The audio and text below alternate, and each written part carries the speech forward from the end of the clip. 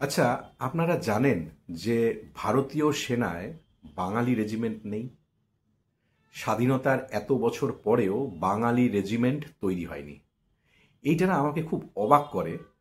আহ, এবং এটা নিয়ে কথাও শুনি না, কোনো পরিসরে এটা নিয়ে আলোচনাও হয় না।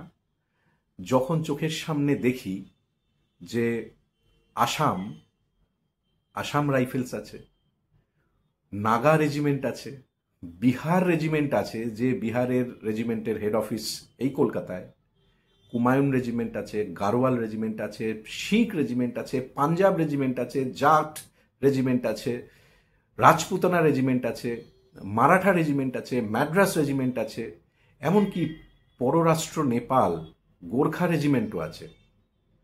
তারপরেও আমাদের এই বাংলার মানে বেঙ্গল রেজিমেন্ট নেই। আসলে এই রেজিমেন্ট থাকা বা না থাকার সঙ্গে একটা, যারা দেশকে ভালোবাসেন, একটা দেশভক্তি, একটা প্রাইড, একটা আত্মবিশ্বাস এবং মর্যাদার প্রশ্ন জুড়ে থাকে। এবং যখন ভাবি যে এই দেশ তৈরিতে, এই দেশ স্বাধীন করার প্রশ্নে যে জাতিগুলো একেবারে প্রথমের শ্রেণীতে, তার মধ্যে তো বাঙালিই ছিল। অথচ আজ স্বাধীনতার এত বছর পরেও বেঙ্গলি রেজিমেন্ট তৈরি হয়নি। এখন কেন তৈরি হয়নি, এইটা না একটা খুব মজার। অনেকে দেখবেন বলে টিভিতে এসে, খুব কানে লাগে, যে বাঙালি নাকি ভীতু। বাঙালি ভীতু, বাঙালি আর্মিতে যায় না মোটেও, এবং সেই কারণে আলাদা করে নাকি রেজিমেন্ট করার প্রয়োজনীয়তা আসেনি। এই কথাটি অনেকে বলেন, এবং এটি একটি সর্বৈব মিথ্যে কথা বলেন যে বাঙালি ভীতু।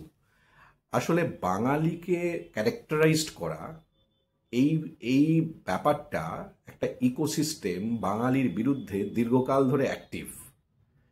এই ইকোসিস্টেম নিয়ে আমার একটি বক্তব্য আছে, দেখতে পারেন। এখন প্রশ্ন হলো যে বাঙালি ভীতু কিনা, এটা একটু দেখে নেওয়া যাক।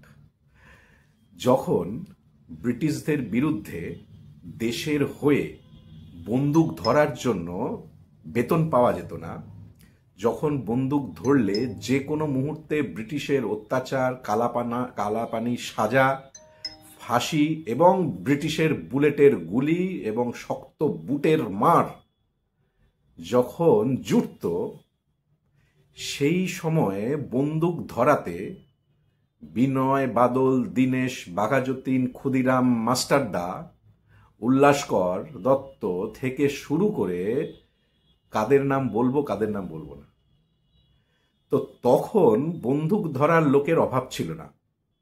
এবং তখন বন্দুক ধরলে না গাড়ি, না বেতন, না পদ, না ব্যাচ স্টার, কিচ্ছুটি জুটত না। ঠিক সেই সময়ে ব্রিটিশের বুলেটের যে বুলেট জুটত। সেই সময়ে বন্দুক ধরাতে সবার আগে ছিল বাঙালি। তারা আজ বলছে বাঙালি নাকি ভীতু। ভারতের স্বাধীনতা যে সংগ্রাম, এই ভারতের স্বাধীনতা সংগ্রামের অলি গলি রাজপথ বাঙালির রক্তে রাঙা। এইটা নিয়ে যারা বাঙালিকে ভীতু বলেন, আসলে তারা এক ইকোসিস্টেমের শিকার। তারা ইচ্ছে করে এইভাবে ডিলেজিটিমেট করেন। আর রইল গিয়ে বাঙালি নাকি আর্মিতে যায় না, মোটেও যায় না, সেই কারণে নাকি বাঙালি রেজিমেন্ট তৈরি হয়নি।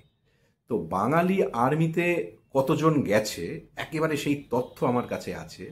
ভারত সরকারের তথ্য, পার্লামেন্টে এই তথ্যটি দিয়েছে। দেখে নি কি আছে।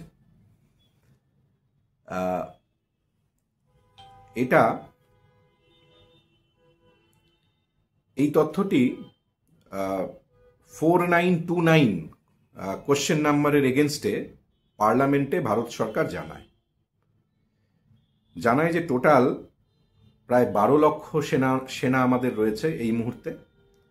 তার মধ্যে গুজরাট থেকে আছে 22,003, ঠিক আছে। আসাম থেকে আছে 20,052, উড়িষ্যা থেকে আছে 23,000 681। বিহার ঝাড়খণ্ড থেকে আছে 17,192, বিহার থেকে আছে 73,000, আর বাংলা থেকে কজন হতে পারে? 10 জন, 15 জন? আচ্ছা না না, মজা করছি না। 1,000, 2,000, 10,000, 15,000, 20,000, 30,000, 40,000, 50,000? না, 54,871 জন। বাঙালি ভীতু, বাঙালি ভীতু। এই যে তথ্যটা দিলাম, এটা আমি কমেন্ট সেকশনের একেবারে প্রথমে দিয়ে দেব। তা প্রশ্ন হচ্ছে যে রেজিমেন্ট, বাঙালির নামে নিজস্ব কোনো রেজিমেন্ট নেই, আলাদা কোনো সুযোগ সুবিধে, রেজিমেন্ট থাকলে সবসময় একটা আলাদা সুযোগ সুবিধে পাওয়া যায়। কমিউনিকেশনের প্রশ্নে, প্রাইডের প্রশ্নে,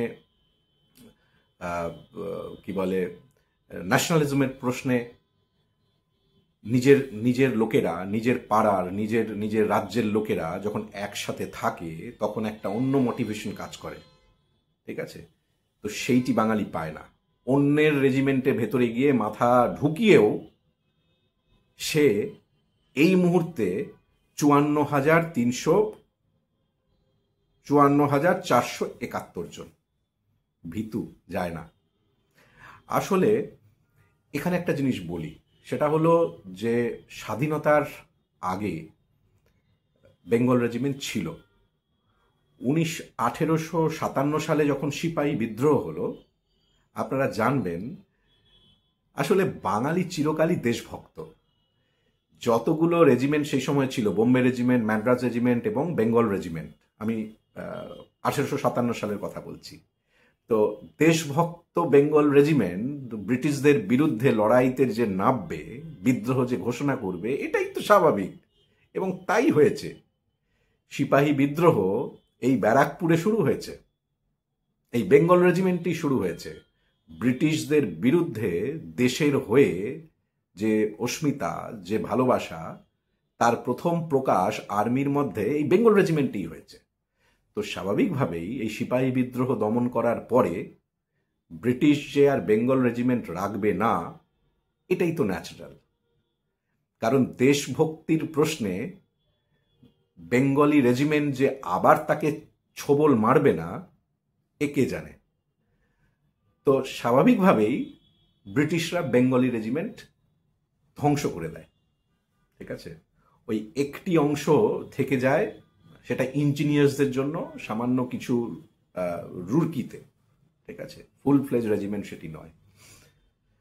তা এখন প্রশ্ন হলো, ব্রিটিশ তো চলে গেছে, বহু যুগ আগে গেছে, এবং দেশভক্তির পরীক্ষা আর্মির মধ্যে, সিপাহী বিদ্রোহের মধ্য দিয়ে, এবং আর্মির সিস্টেমের বাইরে স্বাধীনতা সংগ্রামের মধ্য দিয়ে বাঙালি সীতার মতন, মা সীতার মতন একাধিকবার অগ্নি পরীক্ষা দিয়েছে।